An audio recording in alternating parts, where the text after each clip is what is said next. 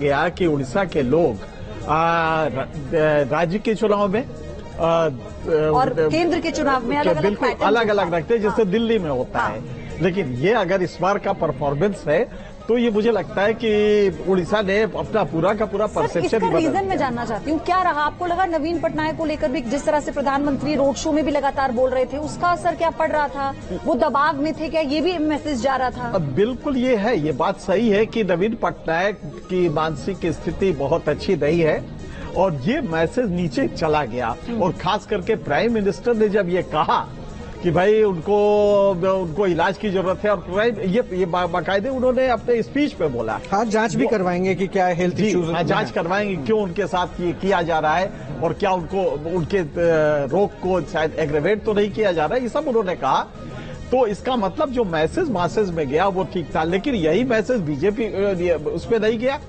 नीतीश कुमार का भी स्वास्थ्य बहुत अच्छा नहीं है जी, लेकिन वैसा कुछ नहीं। वो तो कल मुलाकात करने भी आ गए थे मोदी जी से, नीतीश कुमार। हाँ बिल्कुल, हाँ। आज मुलाकात करने के लिए आए हैं। हाँ। तो हमें लगता है कि उड़ीसा में ये जनता ने वो जो नवीन पटनायक का लगातार गायब रहना सीन से था, पॉलिटिकली एक्टिव थे ही नहीं। हाँ। तो वो एक असर किया है जिसकी वजह से ये रिजल्ट आया। शिवम त्यागी का एक रिएक्शन पहले ले लेते हैं जरा जल्दी से। शिवम, बीजेडी को शिकस्त देते हुए अगर बीजेपी अच्छा परफॉर्म कर रही है तो यहाँ क्रेडिट किसको दे रहे हैं?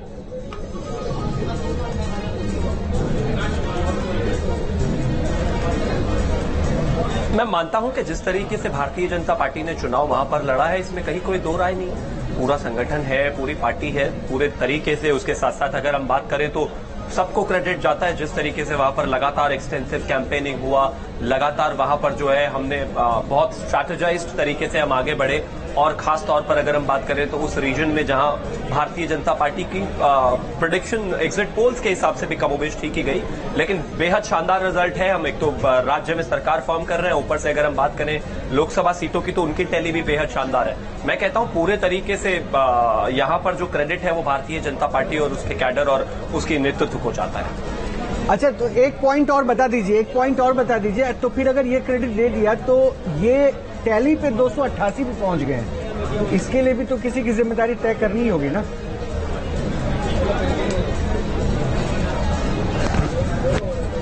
बिल्कुल बिल्कुल, इस जीत के लिए पूरा एनडीए जो है, एनडीए को क्रेडिट मिलना चाहिए। एनडीए ने जिस तरीके से काम किया 10 साल के बाद भी अगर फिर से हम लौट कर आ रहे हैं तो जिस तरीके से चीजें रही, चाहे वो भारतीय जनता पार्टी के नेतृत्व रहा हो, चाहे वो एनडीए में जो अलग अलग हमारे अलाइज है उनका नेतृत्व रहा हो, जो भी जीत कर आ रहे हैं उन्होंने बहुत अच्छा काम किया है। और मैं मानता हूं कि भारतीय जनता पार्टी आने वाले समय में एनडीए के साथ मिलकर सरकार बनाने वाली है, तो मुझे लगता है उनको जीत का क्रेडिट दिया जाना चाहिए। तो जीत का क्रेडिट मिलना चाहिए। तमाम खास मेहमान भी हमारे साथ बने हुए हैं, लेकिन इनके सर एक चीज मैं आपसे समझना चाहूंगा। 99 सीटों पर पहुंची है अभी कांग्रेस पार्टी, बीजेपी 235 पर भी है। क्या वाकई आपको लगता है कि ये बहुत बड़ी हार है बीजेपी की या बहुत बड़ी जीत है कांग्रेस पार्टी की? नहीं, देखिए, हार जीत कंपैरेटिव होता है। ये time specific, situation specific, region specific होता है।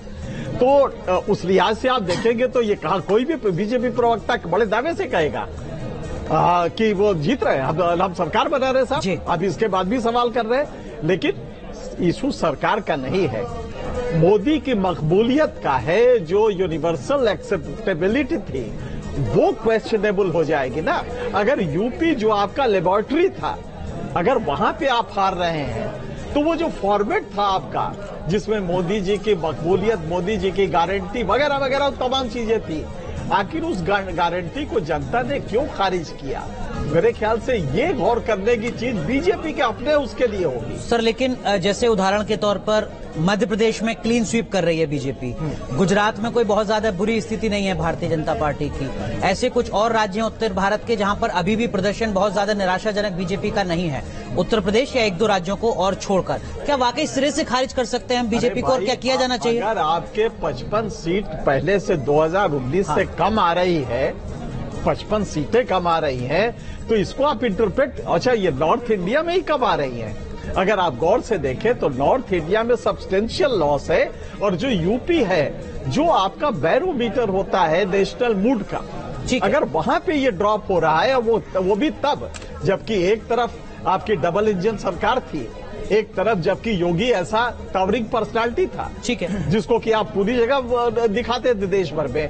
तो ये बीजेपी के लिए अगर वो चाहे तो शुतुरमुर्गी अप्रोच अपना सकती है, ऑस्ट्रिच लाइक अप्रोच अपना के कैसे वहां से आप ताली तो अभी बजाइए, हम जीत रहे हैं। लेकिन अजय उपाध्याय जी, यही सवाल मैं आपसे भी समझना चाहूंगा। देश की सबसे पुरानी पॉलिटिकल पार्टी तीसरी बार 100 के नंबर से नीचे है, डबल डिजिट में है, उसके बाद भी आप बहुत ज्यादा उत्साहित नजर आ रहे हैं। क्या वाकई ये उत्साह की वजह होनी चाहिए कांग्रेस पार्टी के लिए?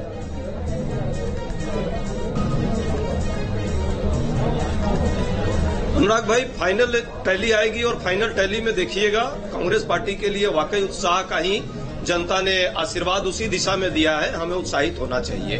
हमारा जो इंडिया ब्लॉक था, इंडिया ब्लॉक ने जिस तरह से परफॉर्मेंस किया है, जिस तरह मेहनत की है, जिस तरह चुनाव के दौरान भी जो नैरेटिव देश का जन मुद्दों का नैरेटिव होना चाहिए उसको लेकर के हम आगे चले, नफरत और हिंसा को मिटाकर देश में प्रेम कैसे फैले, संविधान कैसे अच्छा से चले, उस पर हमने बहस शुरू की और उसी बहस को लेकर के हम आगे बढ़े थे। मंगलसूत्र, मछली मटन और अंततः महात्मा गांधी राष्ट्रपिता को भी नीचा दिखाने वाला नैरेटिव हम लोगों ने नहीं किया था।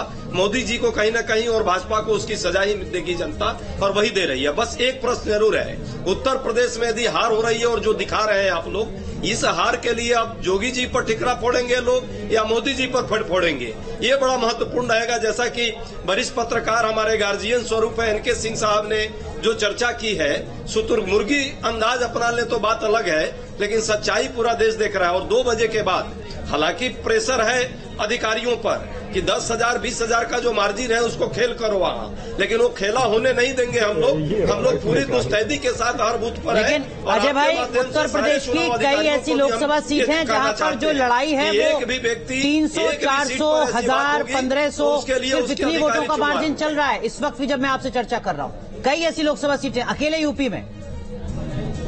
मैं वही कह रहा हूं कि जो मैं वही कह रहा हूं अनुराग जी कि अति आत्मविश्वास जो भाजपा का है 2 घंटे बाद का, वो यही दर्शा रहा है कि लोकल जो अधिकारी है, जिस पर ऑलरेडी इन लोगों ने कहीं न कहीं प्रेशर और दबाव बना करके एग्जिट पोल के माध्यम से मनोवैज्ञानिक दबाव बनाया है, उस पर हम सबको ख्याल रखना होगा। और हमारे एक एक कार्यकर्ता हर चुनाव के मतदान केंद्र पर है, हम लोग उसका मुंहतोड़ जवाब देंगे यदि कोई भी हिमाकत गलती करने का प्रयास किया गया तो। और जनता के आशीर्वाद को हम सबको स्वीकारना है। बिल्कुल, तमाम मेहमान हमारे साथ बने हुए हैं, लेकिन राजस्थान का भी रुख लेते हैं। राजस्थान के आंकड़े क्या कुछ कह रहे हैं? देखिए, राजस्थान की 25 सीटों में से कितनी पर बीजेपी काबिज होती है और कितने पर आंकड़ा क्या है ये आपको दिखा रहे हैं। 14 सीटें और कांग्रेस को 10 सीटें यहां पर अभी जो रुझान है वो मिलते हो, और अदर्स के खाते में 1 सीट यहां पर। तो देखिए, गठबंधन की अगर बात करें तो गठबंधन में आप देख रहे हैं कि 10 सीटें जो है वो राजस्थान के खाते में जाती हुई नजर आ रही हैं इंडिया गठबंधन की अगर बात करें। और अगर बात करें एनडीए की तो 14 सीटें अनुराग जो है वो बीजेपी यानी एनडीए के खाते में जाती हुई गठबंधन में नजर आ रही। बिल्कुल, तो देखिए, 1 सीट लेफ्ट को दी थी राजस्थान में कांग्रेस पार्टी ने, 1 आरएलपी नागौर से हनुमान बेनीवाल, और 8 सीटों पर कांग्रेस पार्टी बढ़त बना रही है। कुल 25 सीटें हैं। पिछली बार 24 सीटें भारतीय जनता पार्टी ने जीती थी, हनुमान बेनीवाल अलग से जीते थे। यहां पर इस बार जो तस्वीर है पूरी तरीके से बदली हुई है। एक बड़ा झटका राहुल सर, एक बड़े स्टेट में।